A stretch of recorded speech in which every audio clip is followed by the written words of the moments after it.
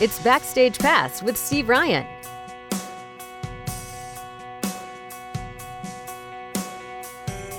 And here's your host.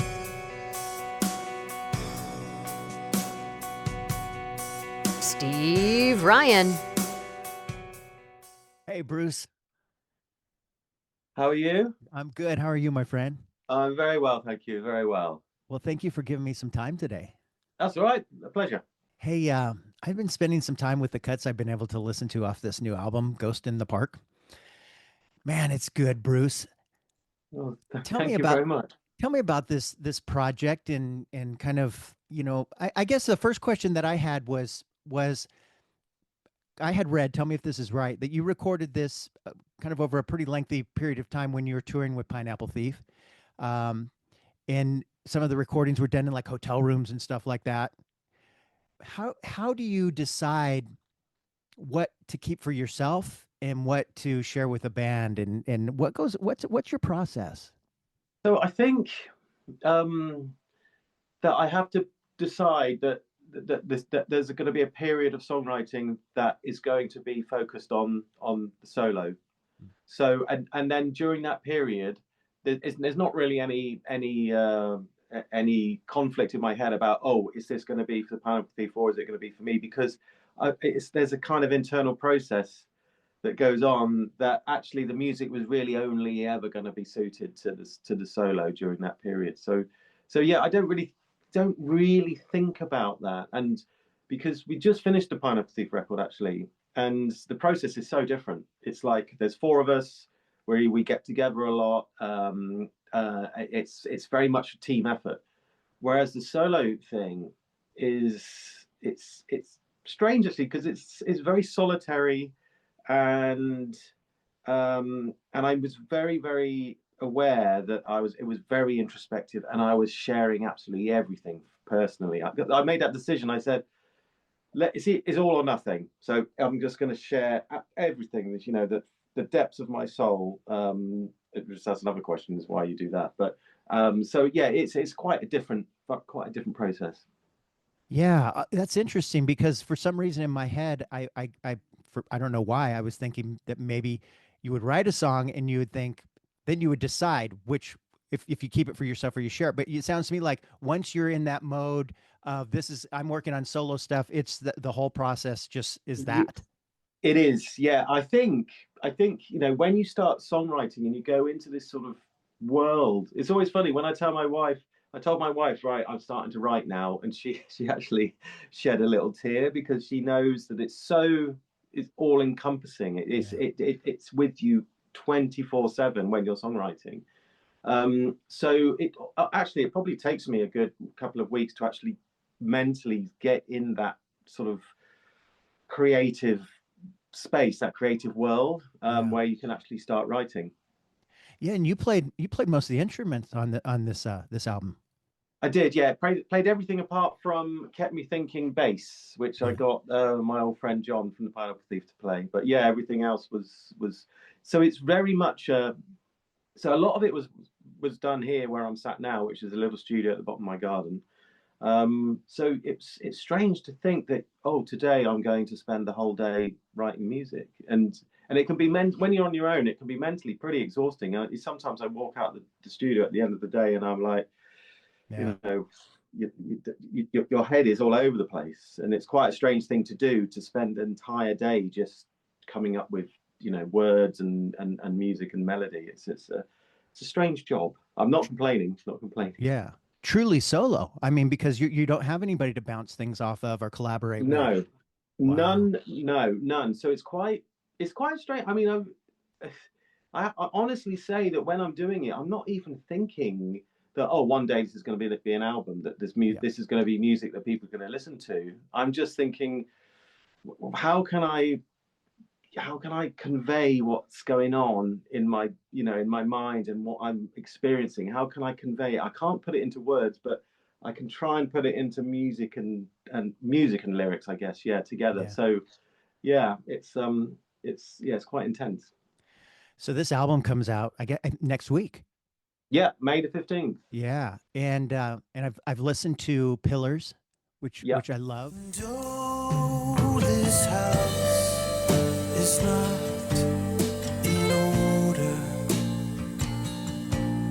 The haunted light wherever you go, and God knows what they're saying to stem the bleeding. Oh, Lord, Lord only knows. So what would you have her do? Kneel down on her hands with her iron chains. And Meet Me on the Downs. Everything returns to entropy.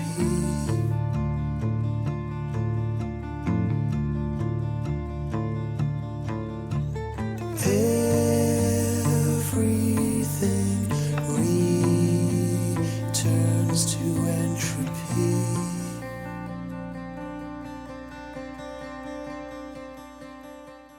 Do you have a favorite cut on this album, or is it too hard to pick? It's funny because the subject matter. Because right now I'm going through all the songs because I'm getting ready to play them live, and so I'm revisiting them right now, so they're quite fresh. And then you remember, obviously musically I've got some favorites, but then there's also the circumstances that of the time when the songs came out. You know, they all come back, and there's a track on there called "You Made a Promise," and I remember vividly what was happening when that came into my head and then became a song. But I guess the track I'm most proud of on that record is probably the title track, "Ghosts in the Park," because that was written actually in hotel rooms, but it became this 12-minute thing, not really by any kind of I didn't set down and say, right, I'm going to write an epic. It's almost like a orchestral kind of feel to it. It just became what it became. So I think going through that, I'm going through it now, playing it with a looper pedal and the way it builds and the silence that's in it as well. I'm really proud of that one. Do you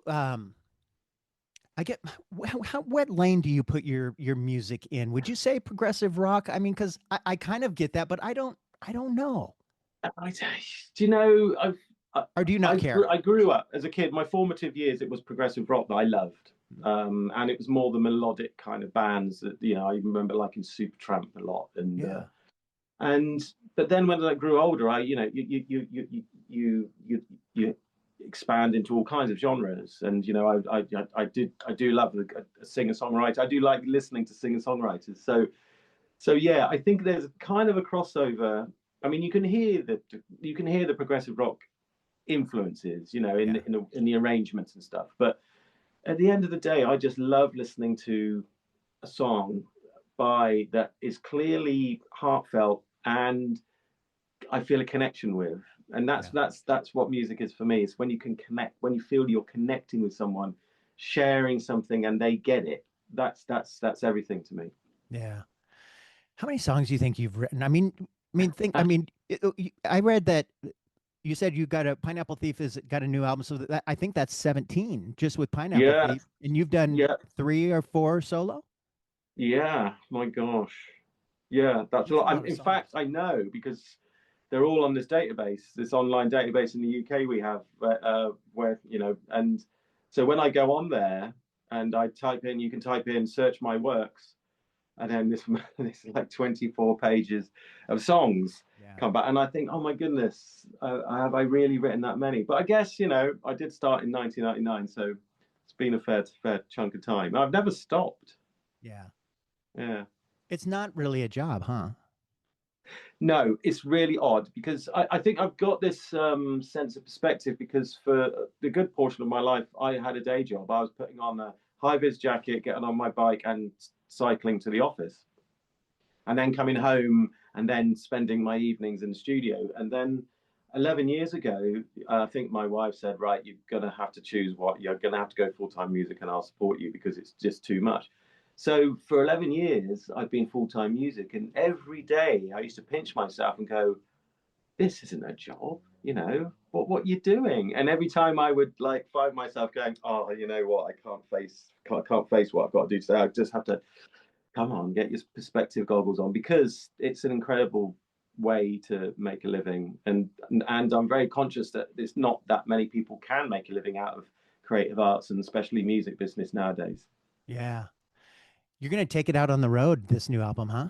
Yeah. So at the moment, I've written it deliberately so that we're able to do it quite stripped back. And we've got, so I'm going out with my friend John as a sort of a duo, and we've both got looper pedals and we've got percussion.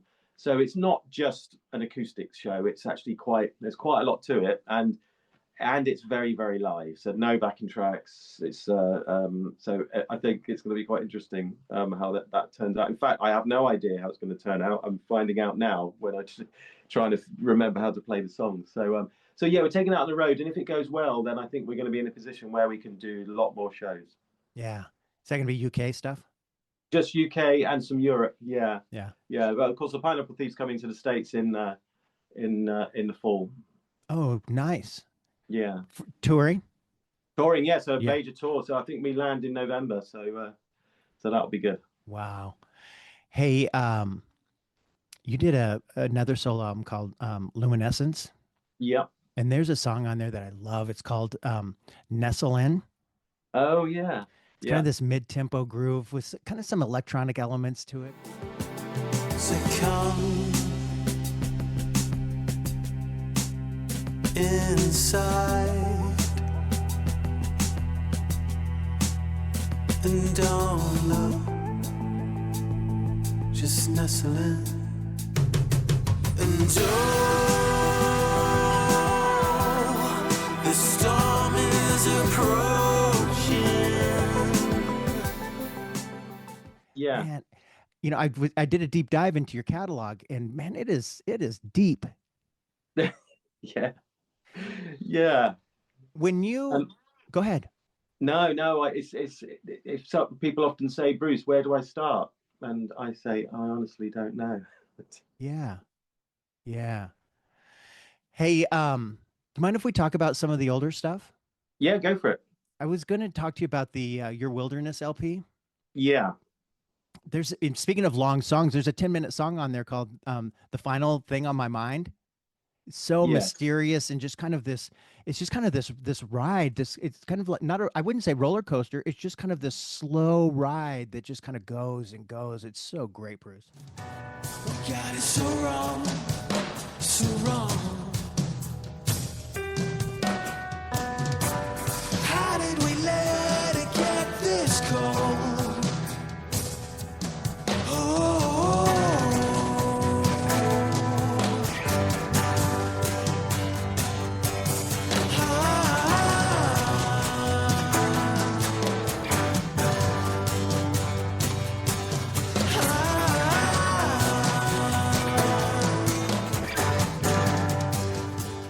Yeah, thanks. I think if you look back on the catalogue, that was definitely one of the high points. It's just one of those moments where I remember just I was lying on my sofa with this guitar and just half asleep, and then all of a sudden this thing started, the way the song starts, and then I was doing the melody, and then I came up with this vocal. It just came, and it's one of those moments where you just wish that happened every single day. Yeah. And it's we play it, we always play it, and that the audience, they're waiting for that one, they love it. So I'm very, very lucky to have that song in the canon. Yeah. Also on that album is In Exile. Yeah. So to be honest, that album is where we really broke through.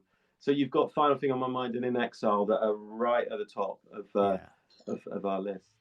I am in exile. I know.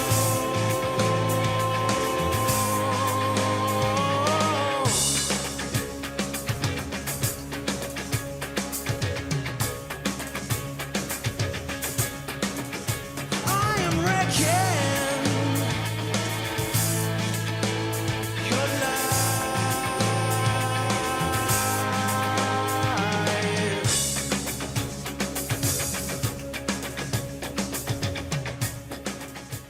I love those little guitar breaks in between the lyrics. It's not really a solo because they're too short, but they've got kind of like this little guitar riffs in between the lyrics. I love that.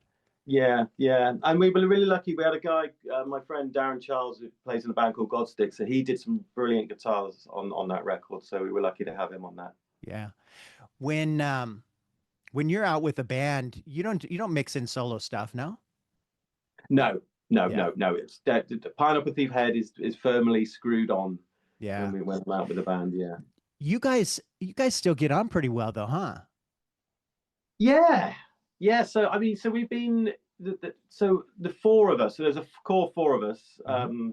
Myself, Steve, John, and obviously Gavin Harrison. So we met Gav 10 years ago now. So this lineup's been stable for 10 years. Yeah, we get on really well. In fact, we've just come back from like a time at a residential studio together. Just writing, recording. So we just delivered the new album, and it was great. Just great fun, really great fun. And I think it's so important. And I read a lot about bands and how difficult and, dare I say it, toxic the environment can Hmm. get with bands. Too many egos, but and I kind of we're in an environment where everybody seems to be capable of listening to everybody else and being being able to shift and accept where songs are going to go, and they might not necessarily go where they thought they were going to go, and it's a really nice Collaboration. environment. Yeah. Yeah. Sounds like your recording process with the band and your solo stuff is extremely different because it sounds like you do a lot of the stuff kind of make in your home studio or whatever in a hotel room, but with the band, you're going to a recording studio. Yeah? Well, yeah, I think with the band, and we're lucky as the band has got more successful, we've been able to dedicate more time. So I think for a band to be able to say, you know what, we're going to spend 4 weeks together, that's that's not something that a lot of bands can do because Yeah. it's expensive. You're taking time out, you're not earning any money during this period. Right. You're actually just sat together playing. And it's almost like the classic sort of romantic vision of the 70s that I have. This Yeah. is what happened. Bands used to go into studios and say, right, go in the studio, write me an album, and make sure there's a hit. Right. And that's what I felt like I wanted to do, because it's so easy, like you said, for everyone nowadays to have their own little studios, to do their little guitar parts or sing, and then somehow it all comes together and someone makes an album out of it. And I kind of felt like, yeah, there was no romance in that. And also, we knew that when we got together as a band and we played live, that by the end of the tour, we were like, oh my goodness, these songs, there's so much more going on. It feels so much more real. Yeah. So we wanted to get that. We wanted to get that feel, that vibe, dare I say, for this record. And to be honest, it's the first time for the new Pineapple we just come back. It's the first time that we've really done it together like that. Yeah. We've got together before, but then we've said, right, I'm going to go away to my studio and do all the bits. Yeah. But this one's been a bit more traditional. I think that comes across. There's a lot of projects that over the last couple of years on this podcast that have been coming out that were COVID recordings where somebody, Yeah, everybody did their parts at home and then you upload it to the internet and, it all gets, edited together. yeah. But you miss that spontaneity, I think. And I think that some people have thought, well, wow, we don't have to take all that time. We can just do our parts and send it in. But I think it loses something. It loses that vibe, that energy. I think you're exactly It right. does. It does, and you can fall into this trap where you just you're seeking perfection, technical perfection, when you are sat here on your own. And I'm thinking playing. Whereas when you're together, it sounds quite pretentious, but there's this thing that you can't describe where everything comes together. Where there's four, I mean, where there's five of us when we play live, when we're like really kind of in the pocket, I guess, together. There's a feeling, and it just all of a sudden you go, oh yeah, there it is, there it is. There's what I was looking for, and I can't really describe what it feels like. Yeah. Whereas it's very easy for us to then go together in our own studios and to do everything technically right, and it'll all slot together. But you don't get that indescribable thing that makes it, that all of a sudden makes it just sound special. Yeah. Sometimes those little mistakes are exactly that. exactly. I've talked to people Yeah. who like, I hated the vocal on this track. It was a huge hit, and they're like, I hated the vocal. I said, let's do it again, and the producer's like, no, just leave it. Just you're overthinking it. Just let it go. Well, this is the thing. I mean, just to go back to my solo, I did all the a lot of the guitar parts in hotel rooms, and I remember someone saying, "Oh, because I didn't think it were ever going to go on the record, I didn't really give them any thought." And there was someone said it was the anti-red light syndrome. I was just like, yeah, let's just play this. And then when I got back to the studio, I was like, right, I'm going to set the mics up and I'm going to do this. I'm going to re-record this and it's going to sound better and it's going to be better. And I did. And I played it back and it was like, it just doesn't sound the same. Yeah. So I kept all these, and I listened back and there's noises and there's like slight, fret noises and notes that are not quite in time, but it just all made it for me. Yeah, I love that. There was an album, Someone Here Is Missing. Yeah. And there's a song on there called Nothing at Best. Oh, yes. Man, that song rocks. So you said, so you said,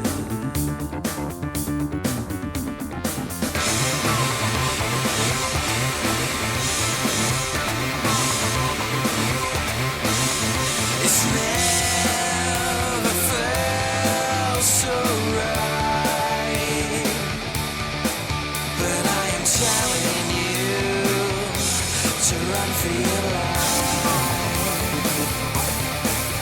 to stay with me tonight, and I will bury you along with our lives.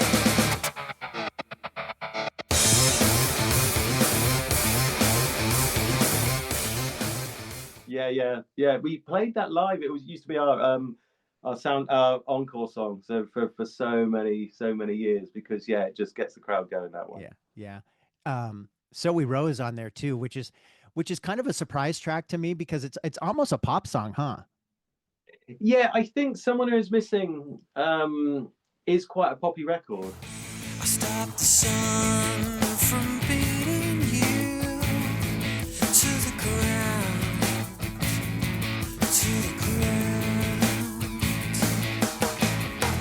I find a land where no one makes a sound, not a single sound. So you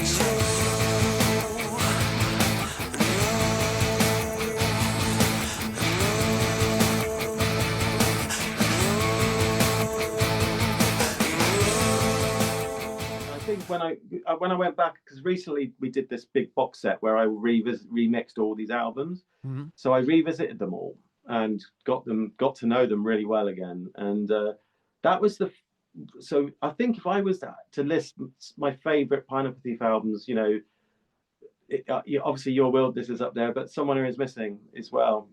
I'm really proud of the songwriting on that one. Yeah, that's a great album. You had another solo album, your self-titled Bruce Soord album. Yeah. There's a song on there called 1,000 Daggers. Oh yes. Man, that song it's like a dream, that song. Yeah. I remember I was walking down to my studio and this rain was coming down, and I just looked up at it, and it was this slow sort of dreamy rain, and then I just wrote the song. look up, yeah, I look up to 1,000 daggers in my eyes. Yeah, I look up, to 1,000 daggers in my eyes. Wow. The song is, I'm asking about specific songs because this podcast is really it's about songs. Okay. And talking to the people who make them. But I love hearing the stories about the songs. I was listening to Nothing But the Truth LP. Yeah. And the song that stuck out to me on that album is Driving Like Maniacs. Yeah. And man, that song is so sad. That song is so sad. I pulled up the lyrics, and there's this part of it that just kind of kept hitting me like a rock. It's like, I wrote it down because I didn't want to get it wrong. I gave you nothing. I gave you up for you and I. It's like, oh, Yeah, Bruce, I man, know. brother. I know. It was about actually just thinking about that now, because the song was about a really, really dear friend of mine. I loved him. He was like a brother. And things happened with us, and I was hurting him basically, by being his friend, and it was awful. Actually, it was a terrible time, and it was one of those moments where you just have to write. I had to write about it. We were always destined to fall as cold as I would be to ruin it all. I gave you nothing. I gave you up for you and I.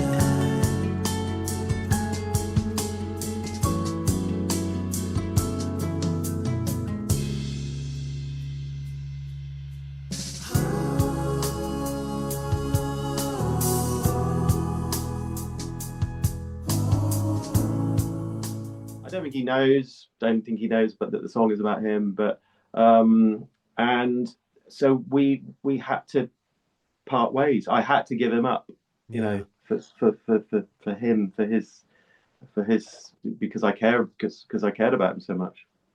I think that resonates with people, and all, not just this song, but I think when you hear a song and it speaks to you personally, like, I've been through that. I know exactly what they're singing about. I've lived that. I mean, that people can make that connection with that song. It's such a deep emotional thing, isn't it?